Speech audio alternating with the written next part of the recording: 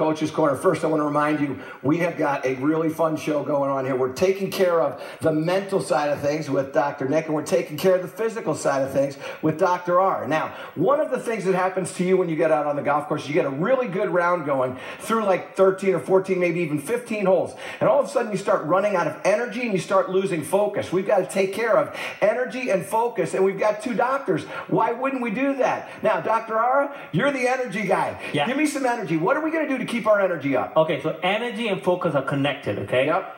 Think about the brain, the heart, and the belly all being connected. So when your mind is racing, when you feel anxious, your heart's racing, Yep. you're going to use up a lot of energy. Those are energy sappers, okay? The way to get your energy back and get fit grounded is by using your belly to breathe. Okay. Okay, so here's the thing I want to show you. Yeah. There's a lot, this is called abdominal breathing, yoga breathing. I call it belly breathing. Let's call it belly breathing. Put one hand there, Put one hand here, one on your belly. one on my belly. Now breathe in, but let your belly come out. So go, Am I going nose, mouth? Doesn't matter. doesn't matter. Breathe in, but let your belly come out, right? And then as you breathe out, let your belly go back in. That's belly breathing, okay? Okay. And you want to do it with the ratio. So you want to take 2 counts for the breath in. So, and then 4 counts for the breath out. Okay. Okay? When you do that, over a period of time, if you do that for about a minute or even 30 seconds, Yeah. what you'll find is your heart rate, instead of being scattered, it'll start, you activate the vagus nerve, the parasympathetic part of the nervous system, Yep, which is rest and digest. Yeah. Okay? And that kind of resets your heart and your brain and calms everything down, so you're not spending all this energy. What is this hand doing on my chest? This is just to make sure your chest is not coming out when you... So a lot of people, when they breathe in, Correct. they breathe to the chest, and Correct. the chest goes out, and the belly doesn't Correct. move at all. And, you know, it's cultural. Like, people don't want their belly to hang out and all this kind of stuff. So a lot of breathing happens here, which is not great. Good breathing happens here. Out of the belly. Correct. Okay, nice Correct. work, doctor. There you go. Doctor.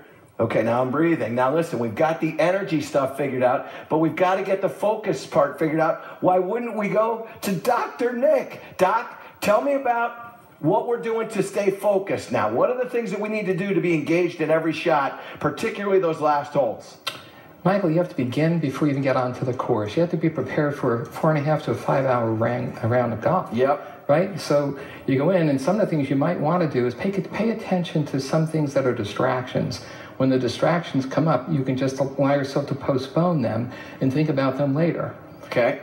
You don't dance to get to the other side of the floor, do you, Michael? No, I dance to stay in the middle of the floor. That's how I roll. So when you're dancing, you're not really thinking about what's going to happen at the end, because you have to be in the moment. Yep. So we want to make sure that your mindset is to prepare yourself for how you're going to be able to do that once the round of golf begins. So we're going to go in with a proper mindset. A proper mindset. Okay.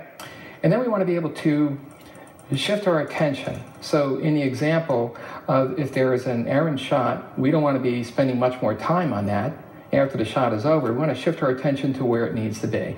And so, as we've done in the before, shift your attention to what you're actually doing with the club, like we did before when you were doing the putting. Right. Okay. Attentional shifting is very important. The last thing I would say is that you need to become aware but not distracted. There are many things you can become aware of without becoming distracted. I know that you've been working on It's something that's really important for me. I have a tendency to be very aware of things, and I can get very distracted. Obviously, there's a lot of stuff going on here in the set. But being aware but not distracted, what does that mean? Well, let's say you're walking down the fairway after a nice drive right down there in the middle. You don't have to be paying attention to the ball, and you have to be paying attention to the shot.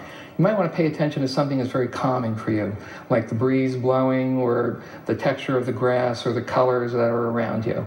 Shift your attention to something that's not even related to golf, and then bring it back to when it's time to play.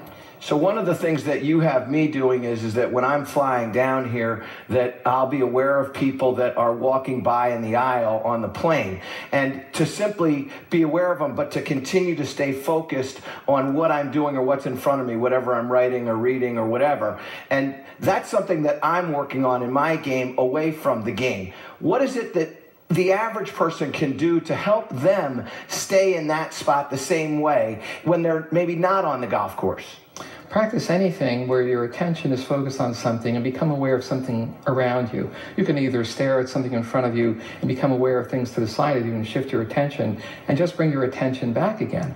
You don't actually have to become distracted by that. The more you practice that, the more you'll be able to shift your attention at will. Terrific. Well, listen, we're not done with Dr. Nick. When we come back, we're going to talk about how